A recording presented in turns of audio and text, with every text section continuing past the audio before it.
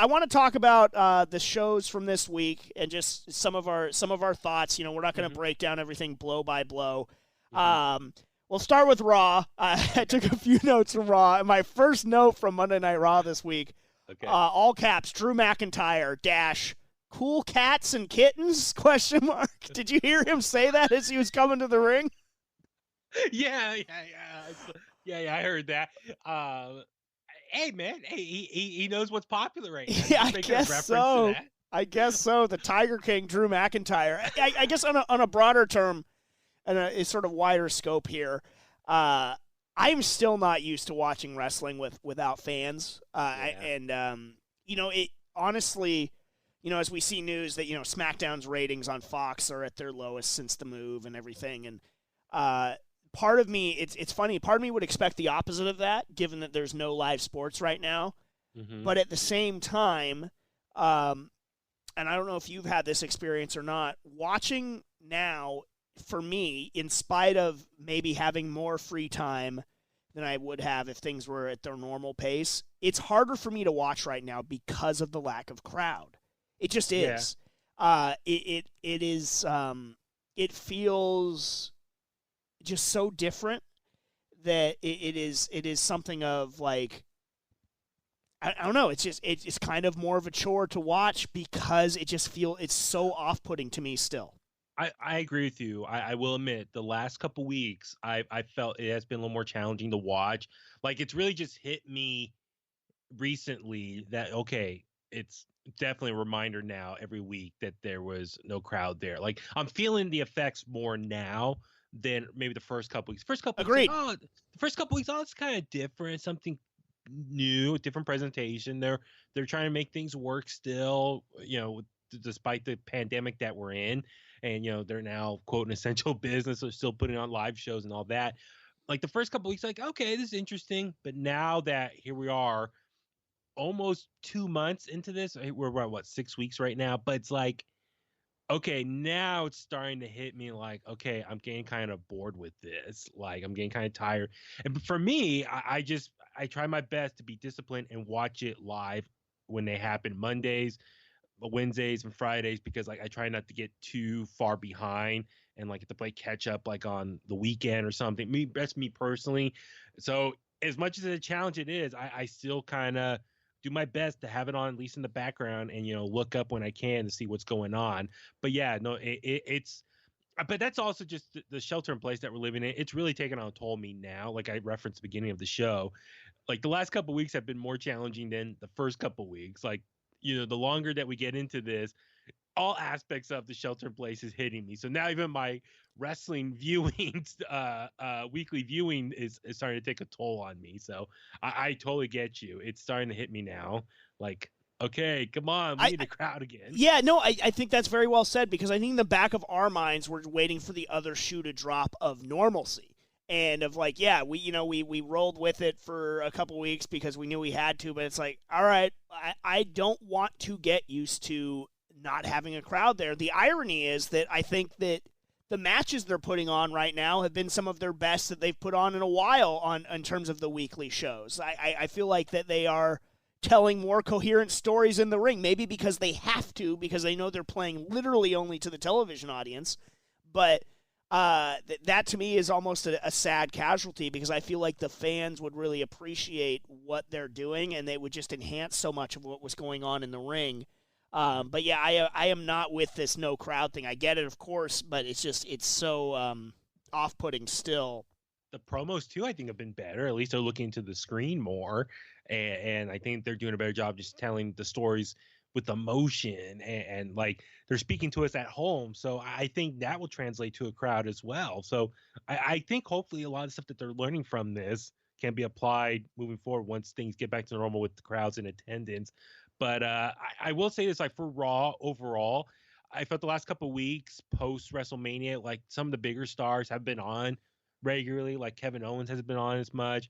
Edge has been gone. So has Randy Orton. Some of the other big name talent hasn't been seen. So the last couple weeks, I felt like we're beginning a lot of fresh, younger talent. So and they've all been under the Selena Vega's crew as one example, as far as Austin Theory, Andrade, and Angel Garza. So it's like these younger guys are getting a push right now. So I'm trying to enjoy it. It's like fresh faces in the rings. I think that's really cool. Unfortunately, Drew McIntyre is just dominating over them, which I think is great for him as a champion. I love seeing Drew McIntyre as the champion, and I love that he's being booked very strong and kicking everyone's ass. So it's like not only I can cheer him on when he does his promos, I enjoyed his promos, his back and forth with Selena Vega, but like in the match as well, he's kicking ass. Like that's my champion. Like I'm all for that. If we get this every week, this is great. My WWE champion is on TV every week now. I'm totally rooting for this, and I hope Drew can maintain a very long title reign because of this. But like I said, the pros and cons of this situation, like I said, I've enjoyed seeing some fresh faces on Raw. So for anyone out there who's complaining about other people in the past getting too much TV time, you got to enjoy this time right now. And I don't know about you, Jim, but let me ask this. Remember Paul Heyman when he was on SmackDown back in the day, he had his SmackDown 6? Would you think some of these newer faces, this is his form of a Raw, I don't know a number per se, but his Raw group, like Selena Vega's crew, looks like Cedric Alexander and Ricochet, their new tag team, they're finally getting some TV time again.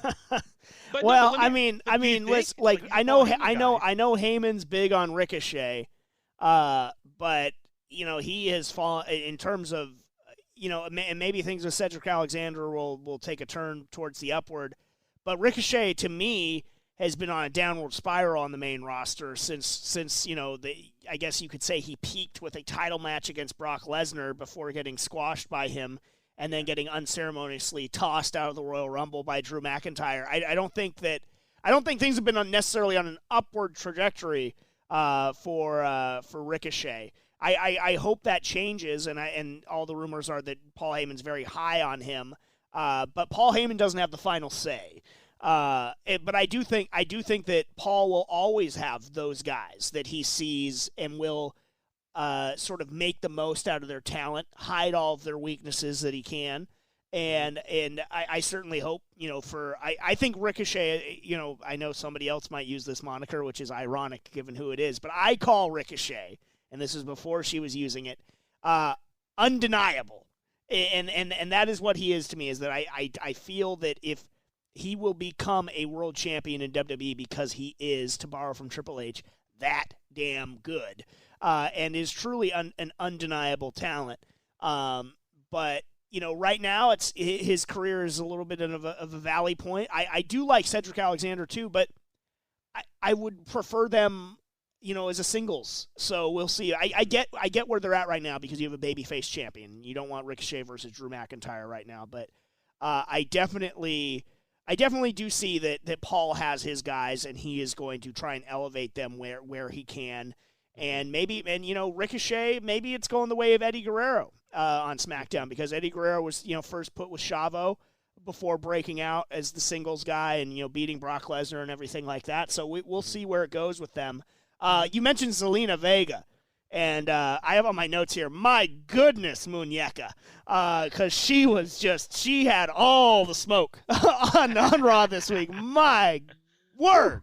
And also her facial expressions and just her work on commentary was really good, you know, getting her group over and everything. And I like that faction.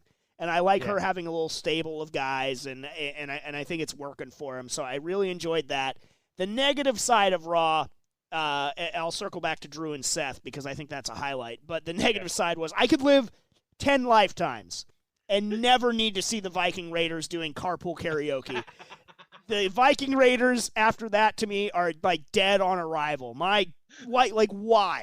Well, their voices just so bad. It just completely buries them as like this intimidating force. I don't that to me was the most nonsensical thing that you could do to them. Why? I don't even want to think about them driving a car. You want to? What do you think they get around on a boat? I don't know. Like I don't need them to actually be like riding. Like, I just don't. There are certain gimmicks and stuff like that I don't want to see them Yeah. In sort of like living this normal lifestyle. I don't want to see either of them on Instagram. I don't want to see the Undertaker riding around in a like a soccer van picking up like his kid from school. Like there's just certain things like I have no interest in seeing because it kills the suspension of disbelief. The Viking Raiders doing carpool karaoke, to me, for all intents and purposes, murders them. Just terrible. Yeah. And there's nothing endearing or entertaining about it either.